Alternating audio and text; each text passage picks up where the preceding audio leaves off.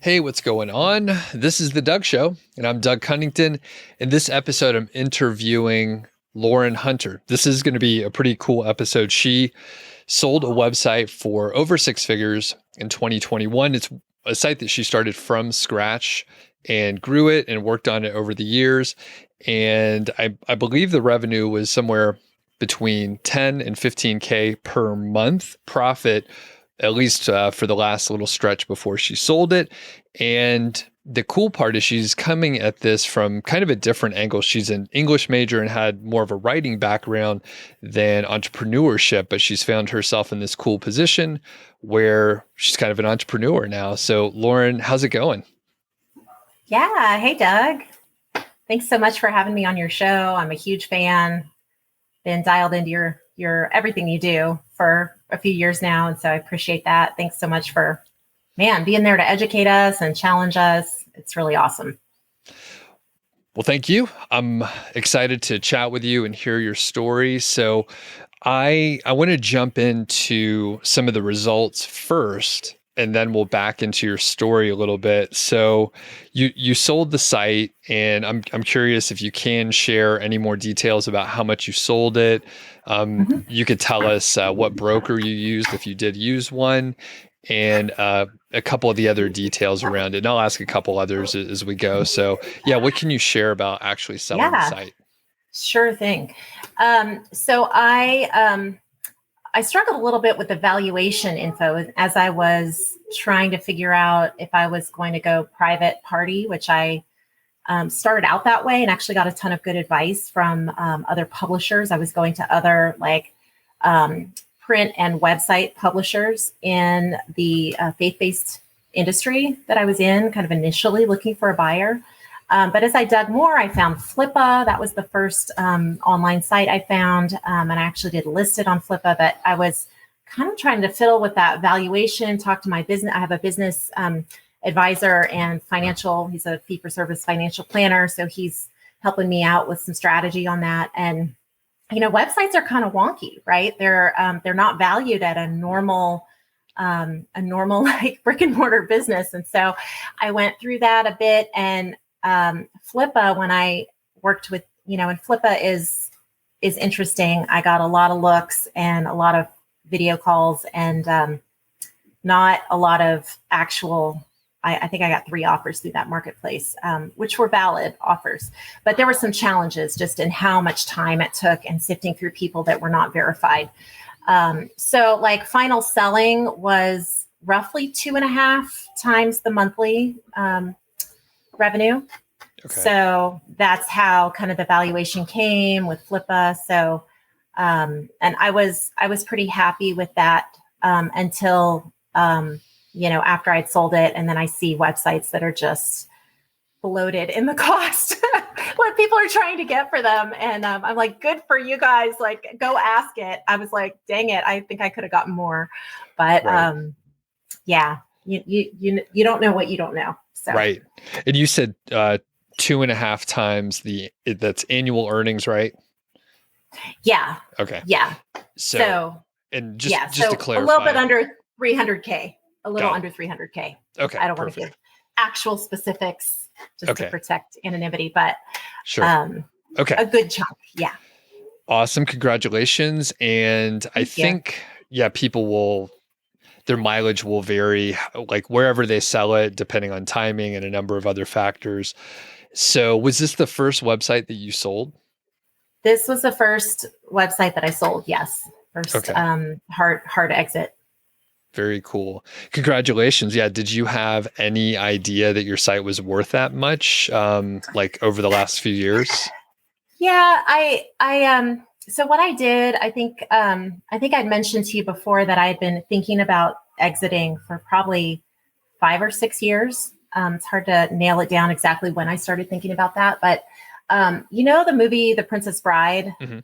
It's like a wonderful classic. If you guys haven't seen it, like go rent it. It's probably on one of the streaming networks, but it's awesome. So in the movie, the dread Pirate Roberts, is sort of the next guy in line on the ship. And, the main character, he's telling the story of how he became the next Dread Pirate Roberts. So I got this idea in my hat that I wanted to find the next Dread Pirate Roberts to take over my site. The site was churchtechtoday.com. And so that's what I was kind of had in my brain to look for, is like the next person take over. I didn't want to just sell it to an investor. It's a faith-based kind of very niche industry. And it's real small. Like when you get down to Christian technology for churches, like everybody knows everybody. And so it was kind of important to me to find like the next owner who was going to take care of it the way that I would. So I was probably more emotionally invested in it than your average seller. Got it. Very interesting. I know I was chatting with someone recently who she sets up events and conferences and stuff. And she basically was like, I would never sell it. Like, this is like my baby. So I think if she ever did, she would have to do exactly what you mentioned and like find the right person to take it over, to watch over it, and maybe has a similar vision or could take it to, a better place than even what you were thinking of. So that makes total sense. Very cool. All right. So let's start talking about your background a little bit and the background of the site. So what were you doing before you were working on the website, your professional background, or anything that helps people understand your skill set? Yeah, sure thing. I got a degree in English with career writing from San Jose State University. I'm a Northern California girl. And I got right into high-tech public relations. So at that point, this is like late 90s. With a writing background, an English degree, you could go into magazine journalism, you could go into publishing of some kind, all of which required you to move physically to a large city. And I wasn't that close to San Francisco, or I was close to San Francisco, but I didn't want to work in the city. And so I started looking for jobs that would like use all of my communication and writing skills, but in a high tech field or something that would pay really well. And so I did that. I got into that first agency and it was really great. And I had to like wrap my mind around all kinds of technology and learn how to decipher what the engineers were saying and turn it into a press release that the media could understand. So I got really good at like hearing I was working with CEOs and like lead engineers and people like that to understand their technology. And then, that's what PR people do. They like get it enough to be able to put it in layman's terms and communicate that to PC Magazine and New York Times and all of the big publications. And so I used all of that, ended up applying and getting a PR manager job at a company called Christianity.com, which was, now it's owned by Salem Media, which is another media company. But I like stepped into kind of the faith industry, and it's kind of part of my personal story. And so from then on out, I kind of wanted to combine my faith with my endeavors. So that company actually hit the .com bust. It was 2001. We had lots of finance capital, venture capital. It was like the third or fourth round, and they shut the doors. They were like, "Yep, you're running out of money. We're going to shut down." 9/11 took away a lot of our business objectives just because all of the humanitarian aid was going other directions other than like websites and content, which that company had. It was mainly a domain with content, but then we came up with this whole like web network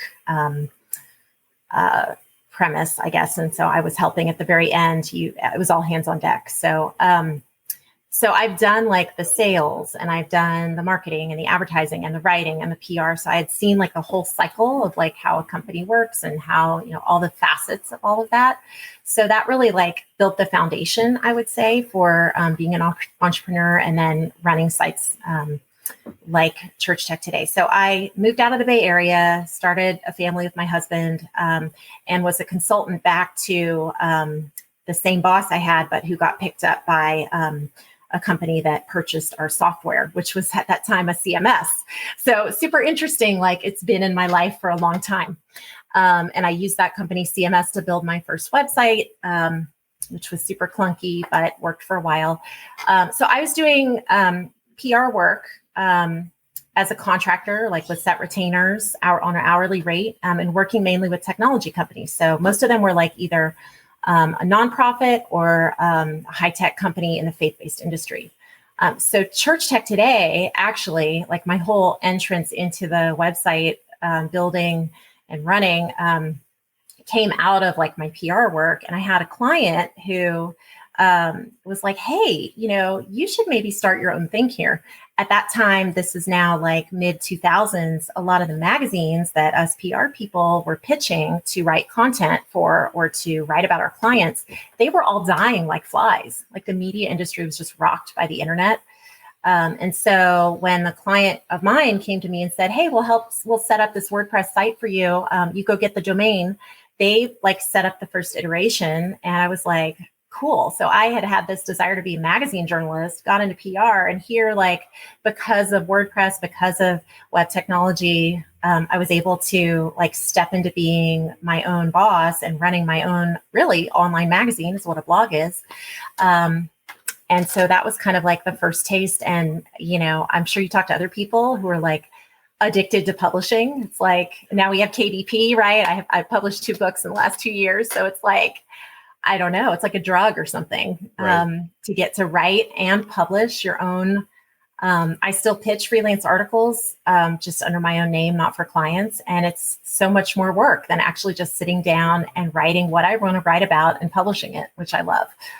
Got it. And that's an awesome story. It's interesting how each layer got you to where you are, which makes sense, but you couldn't have manufactured that path on your own. It just kind of happened. And then it seems obvious when you look back. Very cool. So what year was it when you started the site and they installed WordPress for you and you just got moving with it? So the site is the same age as my third kid. I have 4 kids. So Bradley and Church Tech Today were both born in 2007. That's the only way us moms can remember. It's like, was it in between? Or I had 4 kids in 6.5 years. So I was pretty crazy there for a bit. Sounds like it. That's funny. Okay. So 2007. So that's like right when WordPress came out, if I remember right, like it's in that time frame, right? I don't know. Like, I don't know what year. Early. I could go back and look. Yeah. Someone can Google it. They'll put it in the comments somewhere. Yeah, okay. Totally. Please do. So that was way back. And how did you approach it? I mean, you did have basically the writing background, like you said, the full picture of publishing. So how did you approach it back in those days?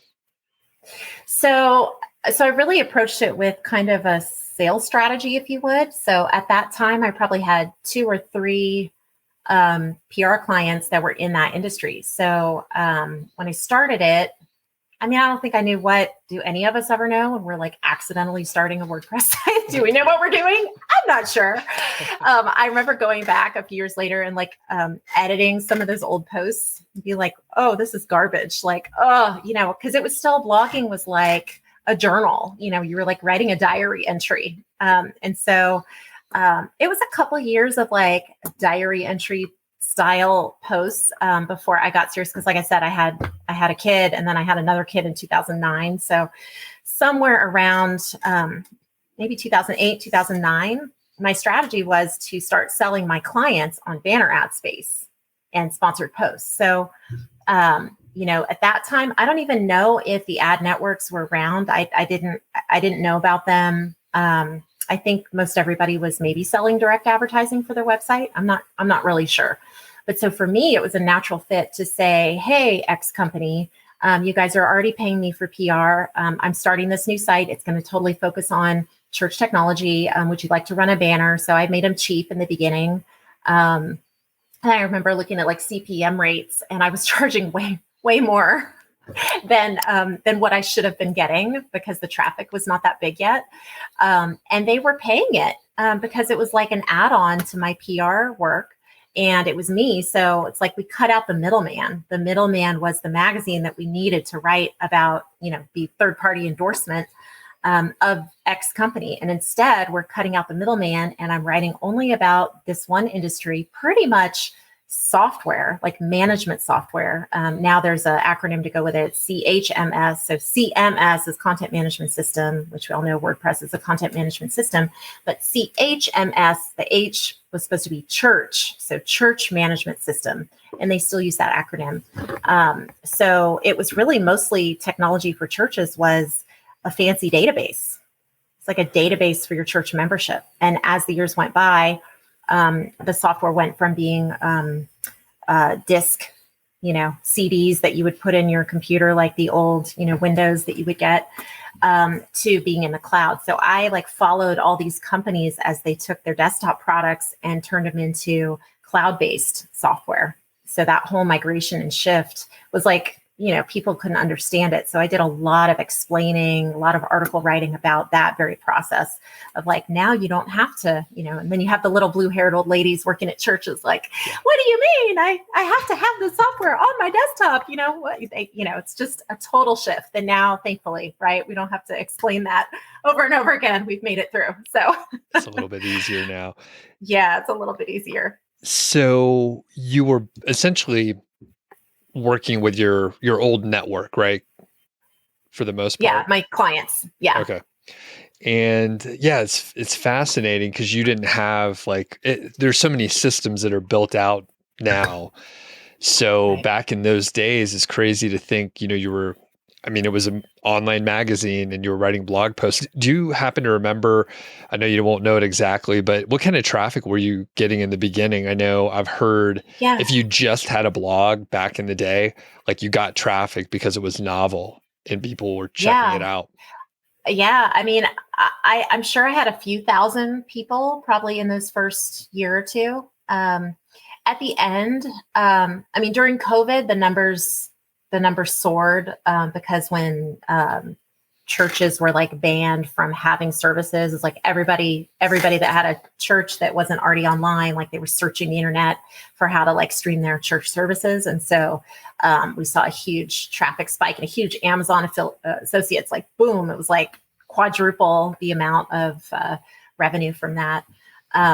So that was cool. But the numbers were 100,000 page views, 120,000, maybe 50,000 users. And that was at the apex. And then we saw a little bit of a decline. That's also part of the reason why I wanted to sell. There's the internal reasons of okay, I can't write about church technology for the rest of my life. I can't do it.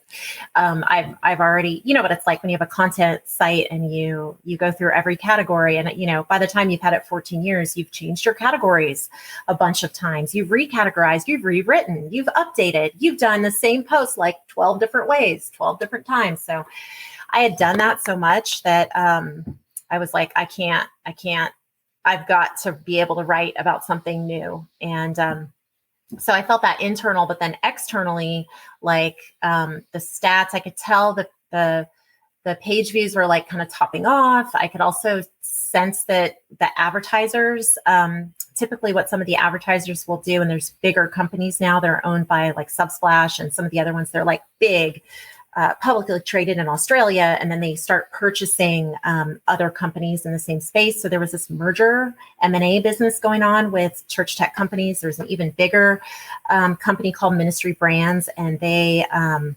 bought 20 or 25 different small potato mom and pop companies, all of which I had worked with on my site, and they bought them all. So I had a period where I had to really work hard to get into the right people in that company. And then they would run all the ads. They bought 80% of my advertising for a couple of years until it stops working because it's the same audience and mostly the same people. And so then they pull their ads. So I could tell a few relationships were kind of changing. And I'm a highly sensitive person, which I'll talk about when I share a new venture. But what that means is I kind of tend to sense when things are shifting, when things are changing for me and kind of out there, what's going on in the industry. And so I could just sense the winds changing. And I was okay, I think my time here is done. Got it. Yeah. Okay. Also very interesting, especially the span of time that you're talking about as well. So one thing that I want to get into, and you mentioned during COVID and quarantine, and churches were trying to figure out how to deal with the technology, the Amazon revenue went up. So you talked about direct ads that you were selling. You have some Amazon revenue. Can you break down the percentages and kind of maybe how it shifted over time? So maybe you can give us a snapshot from the last couple years. And then I know there were probably a couple big shifts and pivots along the way. Yeah. So initially, like after a handful of years, don't ask me how many, I'm not sure. I was doing PR work, like hourly PR work, tracking my time, like any of you have done agency work. It was just my own mini agency. I had a few subcontractors at different times.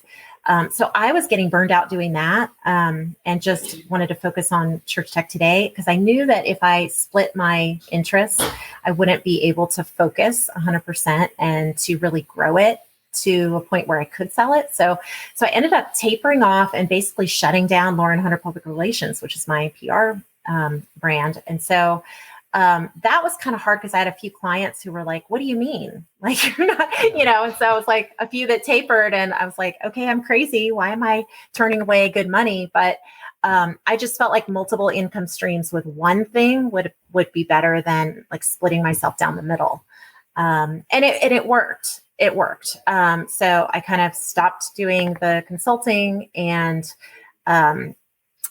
I just focused on Church Tech Today. So then I could put more energy and effort into being more regular. I'm a super like structured, regular, like meat and potatoes kind of person. Like I posted I think initially maybe twice a week for like 7 years, you know what I mean? And then I went to 3 times a week, Monday, Wednesday, Friday for like 8 years. And then you'd have weeks where maybe I get sick or a kid would be sick and I wouldn't post 1 out of 3 days.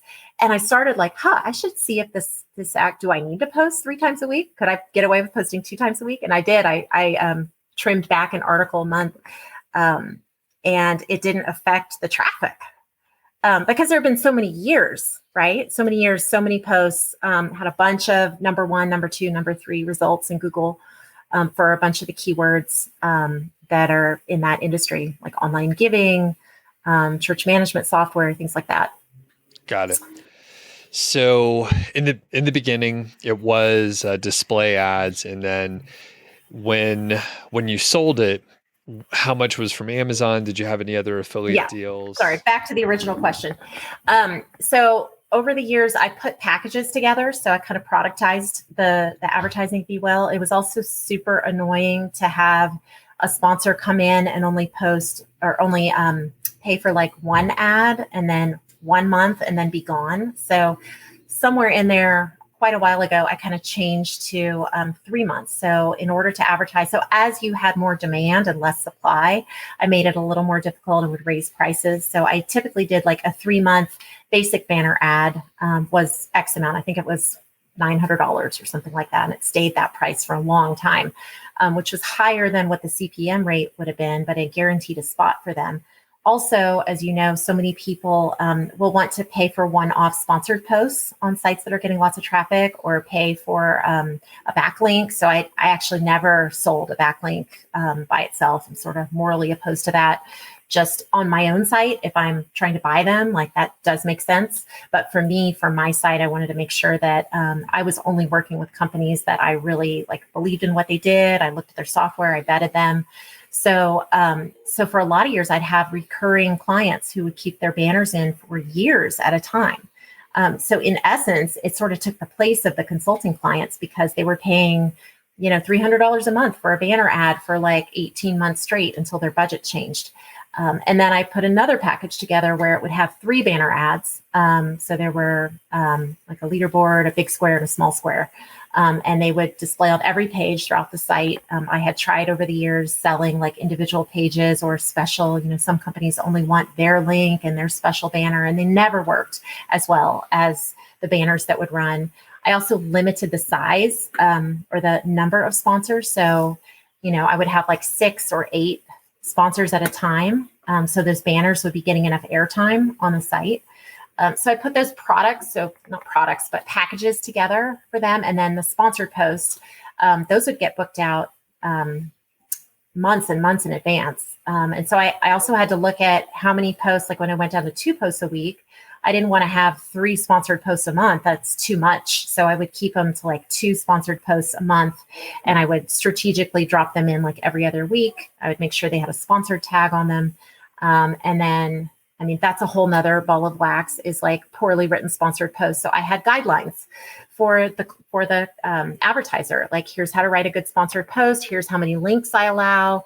And often I would have to like rewrite or redo or, change their posts pretty significantly, which is kind of a lot of work. It's kind of easier sometimes to write those posts for someone in your own style, which you know how to do, versus have someone who, so often I'd ask, have you written a sponsored post before? Could you point me to, or I'd go to their blog on their company website and say, hey, this looks good. Could we use this? And we'll rewrite the intro. We'll do a new headline. We'll add new graphics, lipstick on a pig. Yeah. And so all of those things. So I mean, I didn't know any better, because that's what I was used to doing, was billing clients, working with the marketing director, selling them on the package, talking about the audience. Most of them wanted that personal relationship. Like, I was their ad manager. Mm-hmm. So that's kind of how I ran it, like a magazine. I think if I'd have done just Google ads, the revenue probably wouldn't have been there, because it's such a small niche, if that makes sense. Yep. That totally makes sense. And I kind of, like, my podcast advertising is a little bit similar, maybe not as much hand holding, but it's, a very specific audience, and you spend a lot of time building trust with the audience. So like, that relationship is significant, and it's really hard to build. So that's probably, that makes sense to me. So, and I'm curious, looking back, so it sounded like there was a pretty high demand for the sponsored post. Is that accurate? Pretty high demand? Yeah. So would you have been able to raise the prices even more than whatever you were charging? It sounds like maybe. I probably could have. I mean, I did it incrementally over the years. Like, I would just raise it like 50. Like, maybe initially the banner was 200, and then it went to 250, and then it went to 300. And I think when I sold it, it was at 350 for just this one little 300 by 125 banner ad. But that banner spot traveled the whole site on every page. And my kids are being loud in the kitchen, and I'm so sorry. I just texted them to go upstairs. So that banner would sell out pretty quick. And there was a shift there with the sponsored posts. Yeah, I don't know what the upper ceiling of paying for sponsored posts would have been. I do know, like, most of the companies that I enjoyed working with the most, like they were not the big conglomerate or like the huge corporate structure, hundreds of employees. Like this industry, it's like most of those companies were 300 employees or less. And I'm working directly with the marketing director, kind of like a partner. So I kind of took all the consulting work and kind of parlayed that into how I ran the site. So very personal, very like hands-on. They could email me. They could, if they needed extra data, that the report, I think at the end, the ad platform I was using, forgot the name of it, but it was I used OIO Publisher. I don't know if you've heard of that. It's an ancient WordPress plugin to run banner ads. And so, you could set up reporting for that and give them the numbers. And sometimes the bigger companies, the numbers wouldn't be right where they wanted them to be, or they wanted more ROI on the actual like click through. We want to see this person click through and bought our product, and it only cost $20 per click or per sale. Right. And I just couldn't give them that super specific metric that they wanted. Okay, that makes sense. And I'm curious, and we'll jump back to some of the technical stuff, but when you started the site, you kind of didn't know what you were doing. You were like, oh, this sounds kind of cool. And then over the years, many years you had this site, you started leveling up and you were becoming more successful. Let's talk about imposter syndrome. When did it hit? Do you still have it? Did it make sense? How did you deal with it? I'm sure it came up because most people at some point when they are more successful, they're like, I shouldn't be here. Like, how am I able to earn this much from the website? That's funny. Well, a tale from the other side would be, don't think that you're a luxury car person if you have never owned a luxury car. So that's a different story. And I say this because I bought a used Audi after the sale of the website went through, because I've always wanted an Audi and I thought they were awesome and wonderful. And it was a total money pit. And in just 3 months, I sold the Audi at the same auto place I bought it at, and went back to Toyota.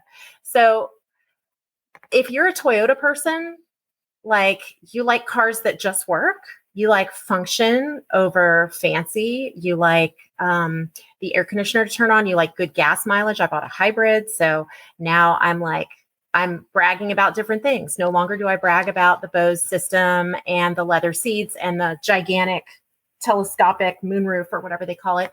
I brag about 38 miles to the gallon. So I didn't grow up on luxury cars. I don't think I need to own a luxury car to be happy. Honestly, I think the irritation of having to take it to the shop all the time is worse than having a car that runs and drives and gets me great gas mileage. So all that to say, like, I don't think that I felt like an imposter. I think one of the things that I maybe felt a little bit like an imposter was the audience I was writing for are mainly like pastors and worship leaders and people who work in and for the church. And so I've always been a volunteer. I'm a volunteer worship leader. Actually, now I'm actually getting paid for gigs to go to churches and sub for their musicians when they need someone. But for a long time, I just felt like I was like a fake a little bit, because I didn't have a ministry degree and I had never held a job at a church.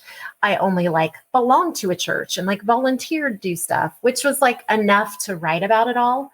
And lots of pastor friends to like call up and interview. Like when one, he was like so afraid to post on Facebook. And I'm like, okay, I'm going to interview you. And I did this whole post on pastors and Facebook and used a ton of conversation from him to like get real, like, so that was kind of cool. I love, like, you love interviewing people. It comes through in the way you interview people. I also love to interview people. And so where you might feel like you don't have the real life experience to write about or do whatever you're doing, that's where interviewing somebody is awesome. And or even like shadow them for a day. And so I don't know if that exactly gets at the question, but Sure.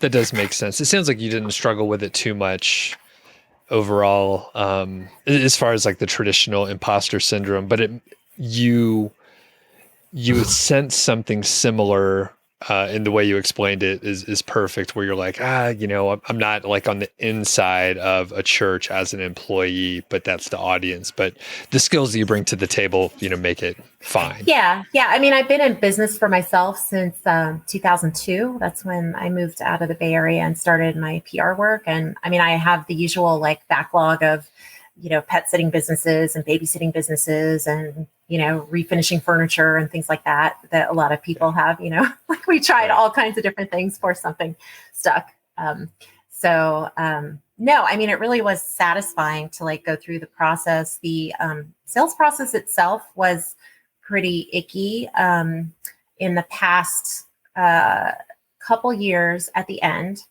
I was very strategic after getting a lot of different advice and starting to follow you and other people about structures, getting myself out of the business, building templates, building style guides. I use a software called CoSchedule, which I'm sure you've heard of. It's a fantastic like marketing calendar that's built around WordPress sites. So you can plug your site in and then you schedule all of the social media and all the project management to the WordPress or whatever. There's other types of calendar items you can put in, everything from email marketing to newsletters. They have all of that. But what it forced me to do, I got a virtual assistant maybe 3 years ago. That was the first step of getting myself out of the business. So what I mean by that is in normal brick and mortar businesses, it's really hard to sell a business if you as the owner are doing, a full-time job's worth of work. You just really can't because they've got to replace you when they take over the business. Now, if you came at this from, the web entrepreneur SEO kind of side, like you guys are probably like, well, yeah, duh. Like you build this so it's passive, but I didn't come to it like that. So I had a lot of me in the business. So I got the virtual assistant. And then I think before that I had a part-time web developer who would do all the technical stuff for me. And he would actually even make videos to kind of teach me how to do it, which is great. And they were like in my WordPress, so I could just drop down and watch the videos right in there. And so between the steps of having a WordPress person and then having a virtual assistant, which, side note, if you want to get organized, hiring and paying good money for a virtual assistant will force you to get organized because you don't want to waste that money. And they're like 10 times faster at doing administrative stuff as you and I are. They're like wizards or something. Mm-hmm. So the things that, I would have them upload the content to WordPress. And I had a whole checklist built on how to structure the WordPress posts and what heading goes here and check the language here and Grammarly and all of these different things. So she would go through and do a lot of that back end work that nobody sees.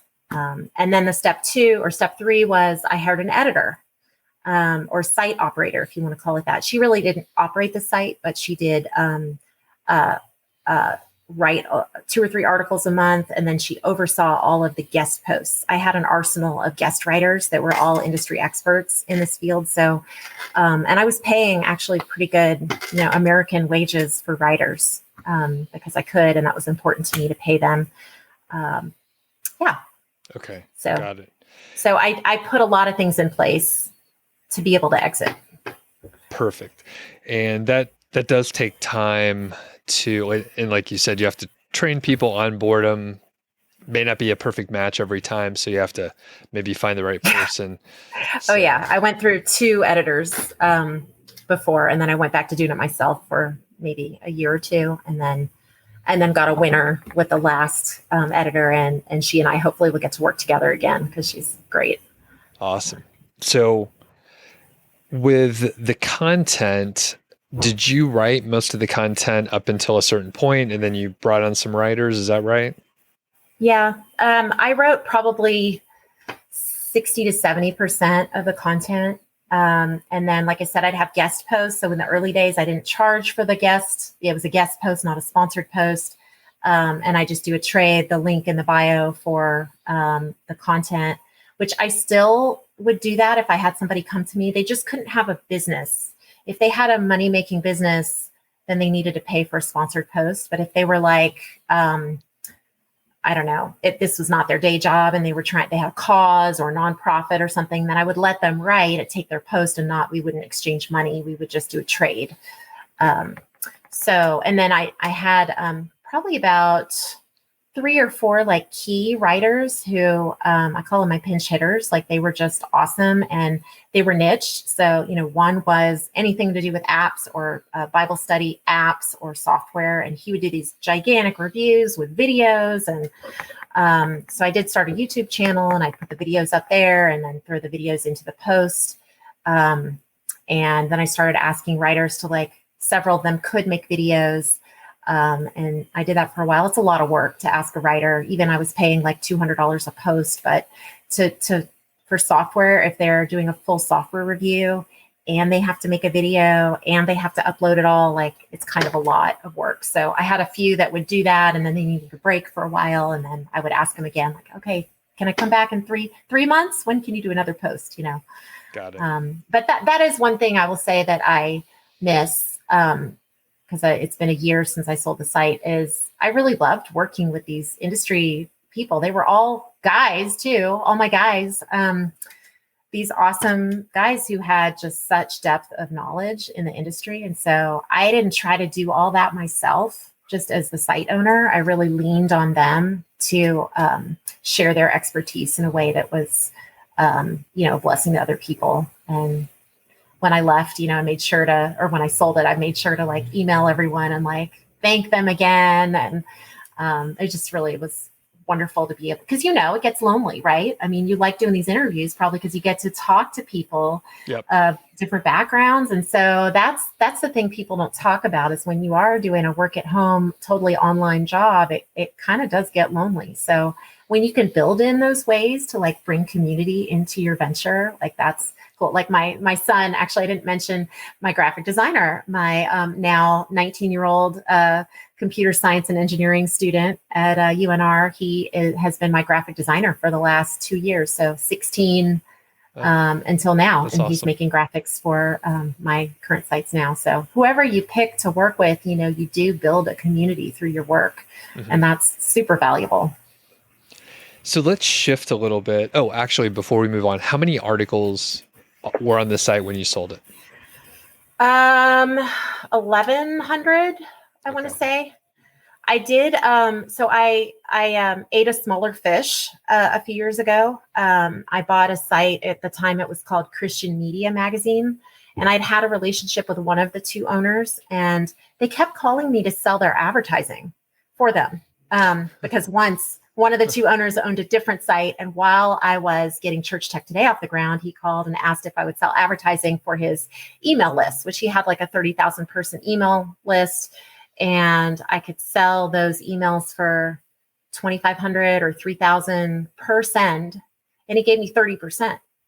Wow. So that was super sweet. And I could just, bada bing with my contacts, sell this pretty quick. Well, so they got the idea, like maybe I could sell for this other site. And by that time, Church Tech Today was a rocket ship, and I couldn't, I didn't have the bandwidth. Plus it was a conflict of interest. But I said, hey guys, if you ever get done with this site, give me a call. Maybe I'll buy it from you. So that's what happened. They gave me a call. They were like, oh, we haven't really done anything with it. Do you want to buy it? So when I bought that site, it had kind of been dilapidated a little bit, and the content wasn't quite up to the standards that I was trying to aim for. And so, it was like 400 posts over 8 or 10 years. So that's a whole different conversation, like the strategy when you take over a site that's in your niche, that's sort of similar. Like, what do you do? And there's a lot of different ways to handle it. I leaned on my web developer to help me, and we made it work. But initially I thought I was going to sell ads for both and keep both sites separate. And it was too close. Like the niche was too small to keep two sites.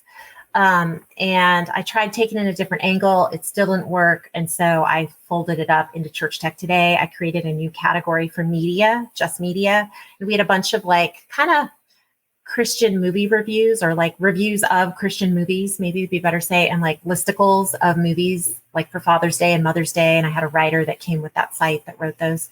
At the end of the day, I don't think it brought that much more, but I was happy. I only paid $10,000 for that site, which I probably maybe slightly overpaid for, but it came with a big old email list, that 30,000 email list that I had been selling before. It came with that list.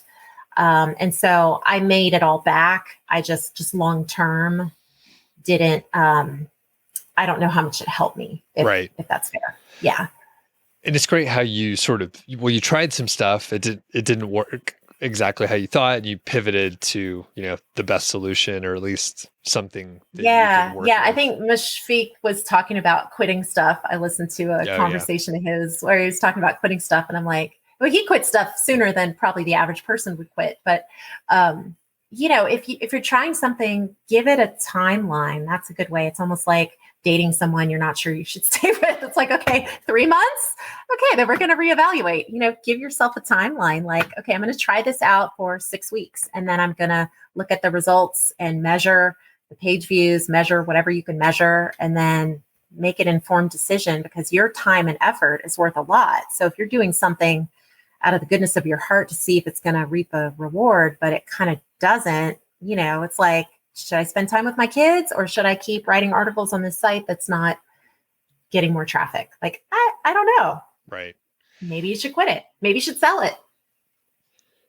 So let's shift a little bit to the SEO side and the traffic sources. So I think that's a good place to start.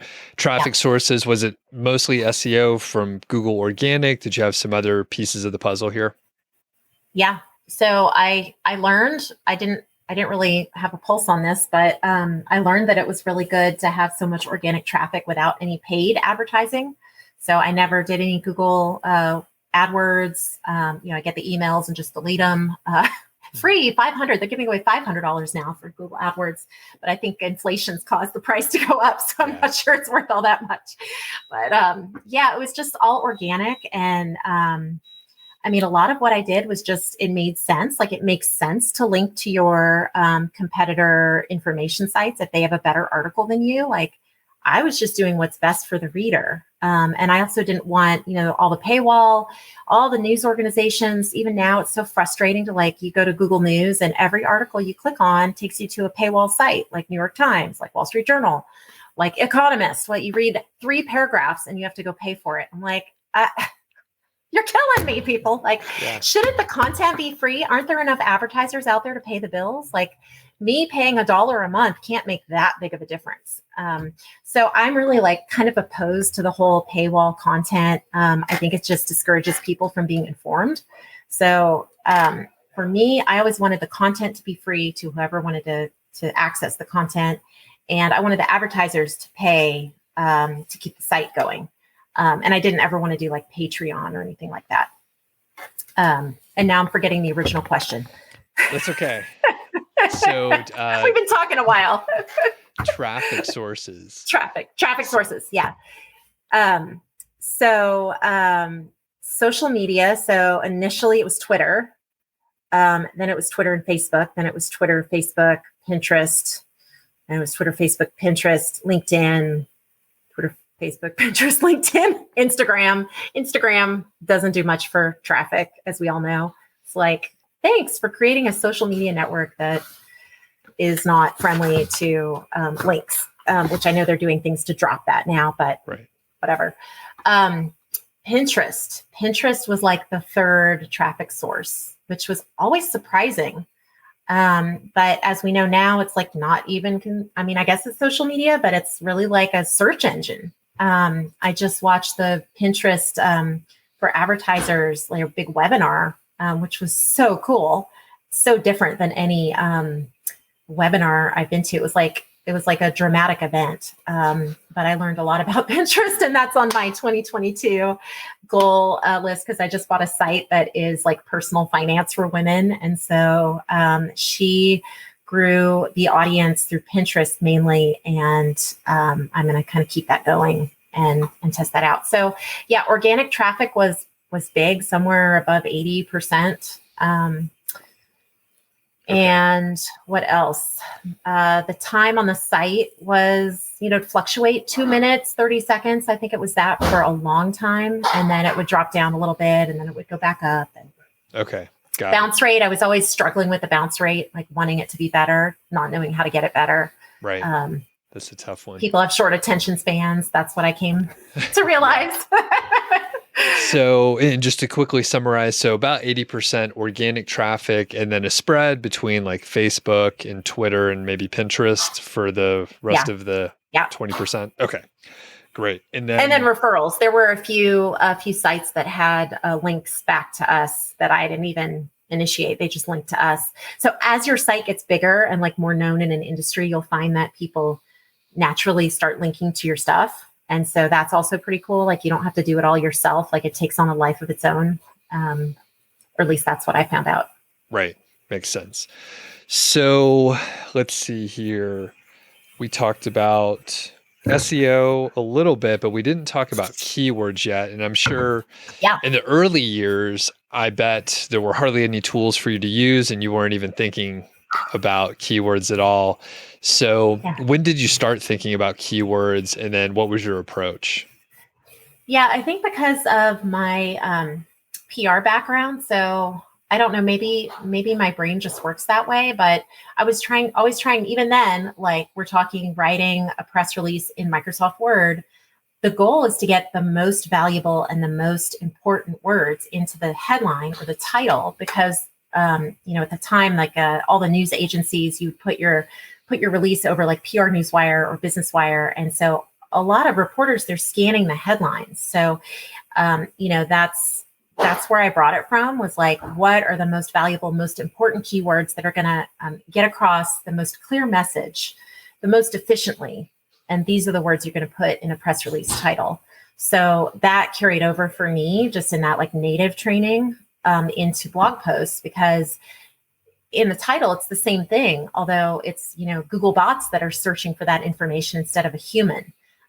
So I would always try to get, if you're talking about giving, online giving is the best keywords for online giving. Now there's a bunch of rearranged substitutes like church giving, digital giving, app giving, giving on an app. There's all those different configurations, but the top search keyword was always online giving. So all the different articles over the years, we would try to, I boiled them down. I had more categories at one time, but 4, we'd have 4 main categories and then a few subs in each category. So really, like, every article, if it was about that topic, if it's about mobile, something with mobile, it always has to have mobile in the title somewhere. Is it a mobile app? Is it a mobile game? Is it a mobile device? So it's just really using, like, I guess, organizational strategy for me anyway. It just made sense. And what would happen is, like, the accidental SEO, it's like, oh, it's ranking for that. Oh, and I do a little search. I'm like, oh, it's at number 3. Like, how did I do that? And so it's just funny because now there's all these, like, AI content engines and, like, all of these SEO tools, and I didn't use any of that stuff. When all the SEO kind of, I don't remember what year it was, a while ago. Remember where, like, you were generating content or you get this, you should have 8 to 10 uses of your keyword phrase throughout the article. And it was like a robot wrote it, and I was like, no, that is ridiculous. Like, no, you don't need to use that. But I did use Yoast SEO on our site. And that's what my web developer put on. And then, but it was pretty primitive back then. It didn't have a lot of bells and whistles. And now I have pledged my allegiance to Rank Math. I love Rank Math. I use it on every post. This site that I just purchased, which I used this podcast recording as my deadline to go through all of the content. So as of today, I got the keys like Sunday and went through all the content, put Rank Math on there, all the keywords, all the tweaks and the better images. And there's some issues with the URLs because they shortened a few URLs, but there's so many tools now that kind of take the intelligence out of it, so to speak. But I guess for your listeners or watchers, like, trust your gut on this. If you're writing about something that or that you have enough invested in, like, you're going to know what the best keyword is. And stick with that. And if it works, then do it again 5 different ways, different kinds of article, different kind of content. And don't just say it in a different way. You've got to provide value in your content. It can't be garbage. So I'm really morally opposed to, like, garbage content. Can you tell? A little. Well, it makes sense as an English major and, writing's at your core. So it does make sense that you would not want to see garbage content out there. So a couple things. One, you don't have to answer this now, but maybe towards the end of the interview, which we are coming towards the end here, we could talk for many more hours and maybe we'll bring you back for round 2 because we're barely scratching the surface, I feel. But what would the headline be? What would you recommend for this interview, this episode? So you can think about it. If you know it by the time we stop recording, you let me know. If not, email it to me. Are you asking me to do your work for you? Is that what you're asking me to do? Literally, yes. I was like, she'll do a better job than I will. That's hilarious. That's awesome. So think about it. If you don't know it by the end, that's okay. But it's due in like a week. So just you have a deadline. Okay, professor, I'm going to put it on my schedule. So we're going to shift gears kind of in a big way here. So, you and I were chatting before we started recording, and I don't think anyone would be surprised if we said there's a lot of males in the sort of internet marketing space, especially like people like me that create content. And there's not as many women. I do try to interview women and just diverse backgrounds. It doesn't matter to me. I just want to bring good stories out. But what has it been like working in such an industry? Do you have any observations or anything you want to share? Yeah, it's an interesting question. A couple things. So one, churches tend to be male heavy. So it was interesting. Then technology. So I worked in technology, high technology. That was sort of male dominated, except for all of us PR chicks, like the PR world is a lot of women. So it was kind of it's kind of interesting. So I kind of went from like 1 to 2 to 3 different kind of industries that are all kind of male dominated. So like the ministry industry is male dominated, and then technology before, at companies I was at. I mean, even just in marketing directors for a lot of the companies that I was selling advertising to, like were 95% male. So I don't know if that's across the board or if that's just particular industries. I'm not sure. This industry, I mean, it doesn't bother me. I love guys. Like we could talk about anything. We could talk about it all day. You're not going to take stuff super personally. I'm married. I have 2 sons. I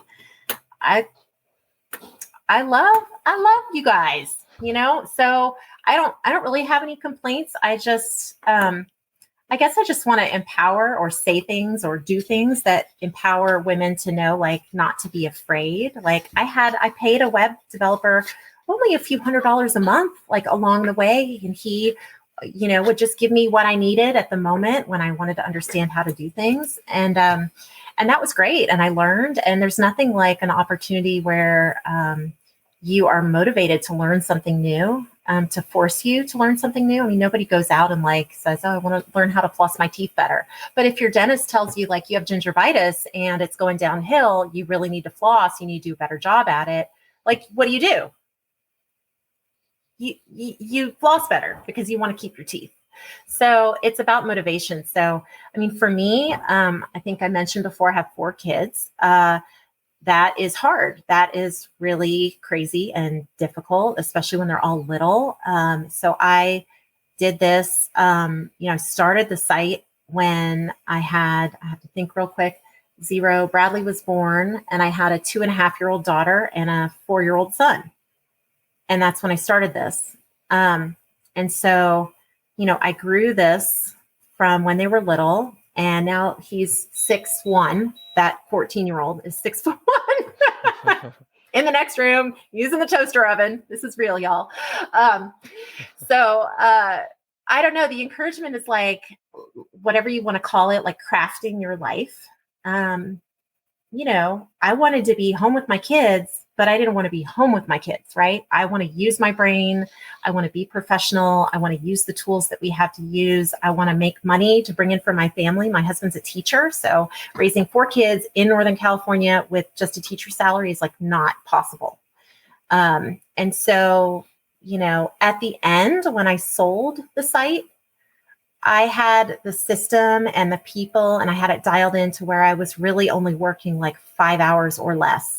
And really, I'm answering emails, which I'm answering my VA when she has questions about stuff, and occasionally selling ad space, which I kind of did batch style, like every 3 months, sell heavy for a week, and then book everybody, and then just you're doing follow-up. So the whole like crafting your lifestyle, like that is super, super reality. Like that's a reality for me. And I'm doing it again now with some other sites. Plus I published some books and doing speaking. And I'm hoping to coach other moms like me who need, like 10 years younger, 15 years younger. And they're wondering like, how do I give my family everything I want to give them and use my brain and make money for my family? And this is an awesome industry and way to do that on any topic.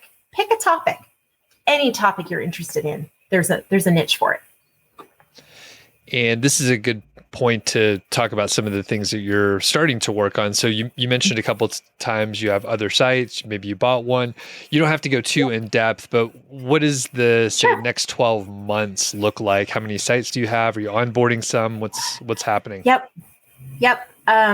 So the last year I was kind of gracious and trying to be nice to myself. I'm sort of one of those people who has like the inner taskmaster who's always like cracking the whip. And so working on intentionally taking rest. And I did that for a bit. And then I got stressed out. Here I have a like pile of money in the bank and I'm getting stressed out that I'm not bringing in money because I'm like wired to be making money, to be earning from my efforts.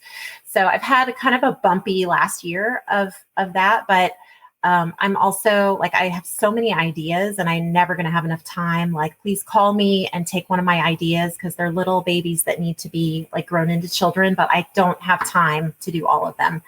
So I always tell my friends, like, do you need an idea for a business? Because I have a whole folder, an Evernote folder full of them. If you would like an idea, come pick. So anyway, over the years, I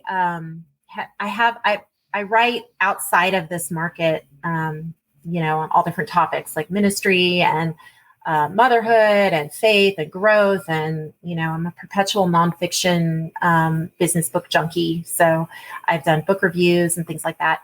So I have a spreadsheet with niche content sites that I wanted to start, or pick from a hat, which site am I going to start? But I did start hspjourney.com. I don't know how many months ago, 6 months ago, maybe. It's so that one is highly sensitive person, which is a trait that was discovered by a psychologist, Elaine Aron, in the 90s. I think her book was published in the 90s, highly sensitive person. And so I didn't discover that until like 5 years ago. And when I read her book, I was like, what? This is crazy. This is so me. And there's kind of like a movement of that kind of in the wellness psychology space. So I really thought, okay, this would be really great. There's another niche site that's like totally rocking it, Highly Sensitive Refuge. And they're like, I bow down, they're doing awesome. But I really felt like I had my own things to say. So started a site there, and it's now getting traffic, and it's listed, traffic like, peanut traffic, but it's not out of the sandbox for sure. And then I just bought another site. My target, cute dog, what kind? It's a border collie. Yeah, she woke up from a nap here. So. Aw, I have your dog's cousin, an Australian Shepherd. Oh, nice. Yeah. So I bought another site that I actually got outbid on like 3 or 4 other sites that I really wanted. And then this one popped up. I really wanted one in the personal finance, kind of for women, but doesn't have to be all for women. And this site popped up. A woman had started it 8 years ago, and it's just sitting there. It's sitting there. She did all this Pinterest work. So it's got, 4,000 or 5,000 page views a month to old content that was, so. And I was like, this is perfect. It's earnitsaveit.com. Snappy. Okay. I like the URL. I rebranded it, made a new logo, updated all the content, updated the website. I did it all probably in 15 hours, maybe 20 hours, over a course of a bunch of days. So I kind of have niches where I know that I want to have a site. Like I'm looking at one that might be a recipe, or food niche. I kind of have like buckets where I'm personally interested. I just have to be careful because if I get too personally attached, it's going to be hard to sell. Like the HSP site might be too hard, but I have to like use my life experience in these posts. So I just have it in the back of my mind. Okay, if I do sell this site at some point, I'm just going to let those articles go with it. It's just going to be what happens. It's just going to go, or I may keep it. I don't know. Okay. And I have a couple, I have a couple others that are in half stages, not ready to be sent traffic to yet, but okay. As soon as I get time, I'm going to build those out. Yeah. That's awesome. And I think, maybe we'll talk afterwards, but the business idea, that could be a good episode if you'll join me back again, and we could just, I'd love to. You don't have time to do everything, and you could donate a business idea, which it's an idea that I got from the Tropical MBA podcast. So shout out to those guys there. Oh, that's awesome. So I think we covered most of everything that we needed to today. Do you have anything else to add before I let people know where they can find you? So any closing thoughts, any other broad tips? You gave so many. Totally. So like I have a tagline that I use on my author website, and it's journey together. So everything always seems to come back to a journey. So it's like, what's your business journey? What's your entrepreneurial journey? What's your website journey? Like, I'm sort of adverse to just doing stuff to make money. And so the things that turn me off personally are ventures where you're just trying to make a quick buck and it doesn't matter. So like everything that I do, and that's part of like how I'm wired, I like to do stuff that matters. So the journey that I'm on, like, it's cool that we're intersecting here because there's a bigger story, there's a story in what you're doing and how you came to this business. And now you're turning around and helping people, which is awesome. So that's impacted me. And I get to now turn around and I want to help other women figure out what their journey looks like and achieve their goals.